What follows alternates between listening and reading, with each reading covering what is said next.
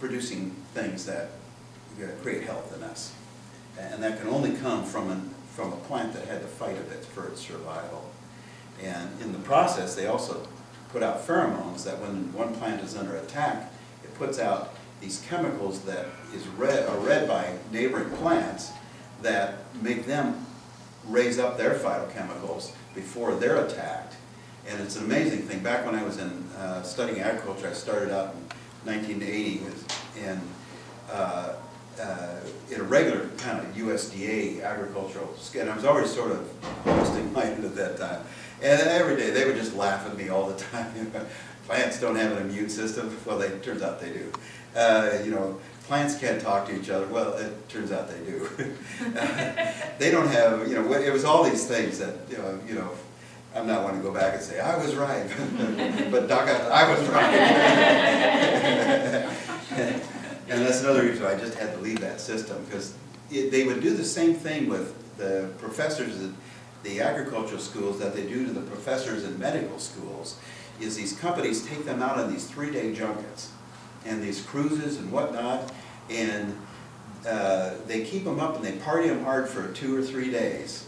And they start the continuing education they need at 7 in the morning, and then they party them until late at night. They sleep for a few hours. And by 3 days, the Army has known this for years. You can make anybody do anything, you can teach them anything, and they'll just believe whatever. So after they come back from these junkets, I finally figured out, just for fun, if I just raised my hand and said the word organic, they would literally start foaming at the mouth, because they were taught that the world was going to starve if we switched to organic agriculture. Literally. And literally, they would start foaming. I mean, it was amazing, this visceral Pavlov's dog's response that they were taught to have by the end of these 3 days pesticide junkets.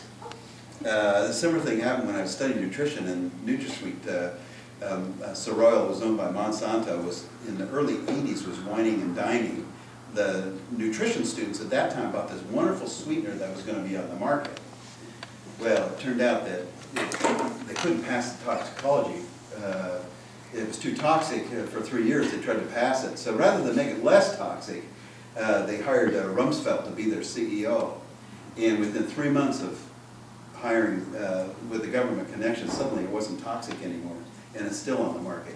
And when I'm trying to get people off toxic or substances that are you know, not good for them, etc., that is one of the hardest substances to get somebody off is the aspartame NutraSweet. They are I figure out how to do it now, but they're so addicted.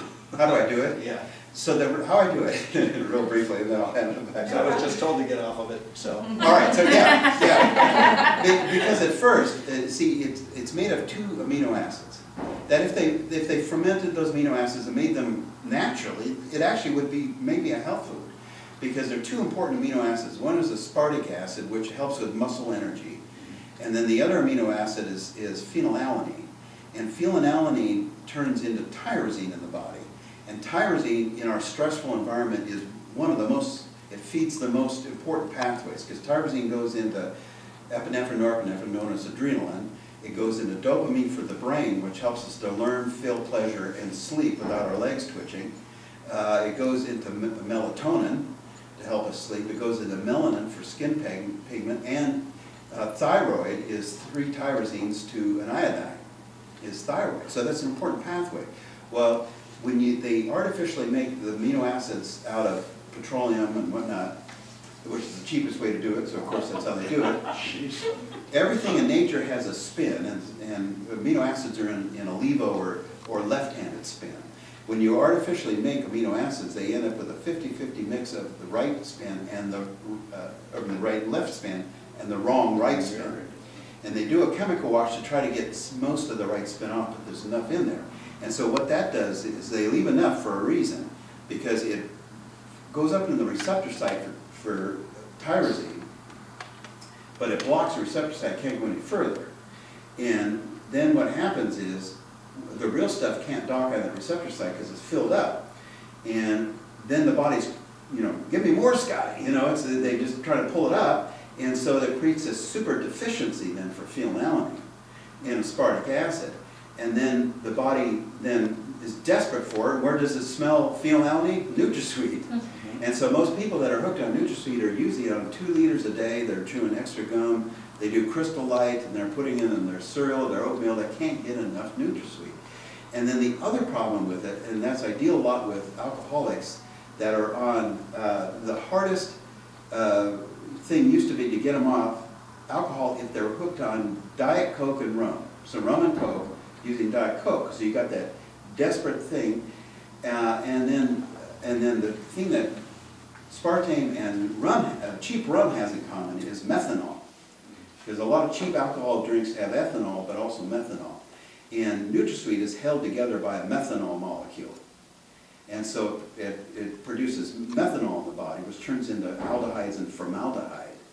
And so the problem with methanol with alcoholics is you take in methanol, and as long as methanol just sits there from cheap alcohol or NutraSweet, it's not toxic. The body preferentially breaks ethanol down. But by the morning time, you start to run out of ethanol, and then you start breaking methanol down, and that feels like hell. And so it turns into formaldehyde, etc. And some people that are really hooked on NutraSweet get a formaldehyde rash, and there'll be a rash under the left eyebrow, a little bit of scaliness here, and a rash right there, and that's the classic formaldehyde rash. And some people do enough NutraSweet to create that much formaldehyde. So anyway, so what I do is I use a formula called True Focus by Now Foods, cheap little formula for attention deficit stuff, but it has phenylalanine and tyrosine in it. And then I use magnesium, potassium, aspartate. And so I flood their system with the right amino acids to wash off the receptor sites. And then I have them switch, if they're going to drink alcohol, to switch to a really good vodka that's been distilled 7 times. So there's no methanol in it. And so that's worked out pretty well. I can get people normally out on the street. But it's still sometimes a struggle. But anyway, so that's the thing.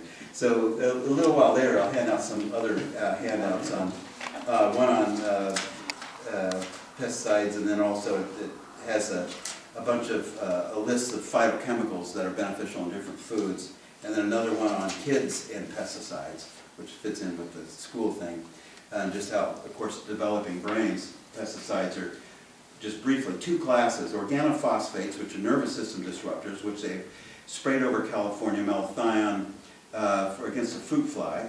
And that's just what California needed, something that's going to make them crazier. And then recently they sprayed it over Houston, which is another crazy city, against the West Nile virus. So they're going to try to, they kill half the people, make all the kids brain dead, in order to get at West Nile virus, which killed 12 people. And it was people their immune systems were compromised to begin with, etc. So let's put the energy in making them stronger, so they don't die from this, rather than poison everybody in the city, etc. So we'll go over that. So I'll hand it back to you. Let's see. When you're growing a plant for seed, you oftentimes need to grow it a lot longer than you would a plant that you would be eating. So if the plant is in the ground longer and they're applying pesticides to it, they're applying the pesticides for longer. So the organic seed, or the seed farms, the conventional seed farms, can be even more toxic than the regular growing vegetables for food farms. So that's a good reason to buy organic. Those are the main reasons I can think of right now. I'm sure there are more. Okay, so you have your seeds, and you know what you're planting. And then you want to figure out what container you're going to plant them in. I like to use these because they're really easy when it comes time to get your plant out of the container. You can, that slides out fairly easily. You kind of turn it over and squeeze the bottom and pull it out and plant it. You need something to put in your plant. So what I use is this, which is called ProMix. And it's just a brand of seed starting mix, and it's soilless. It's actually peat moss and vermiculite and some other stuff. It actually has mycorrhizae in it, which is the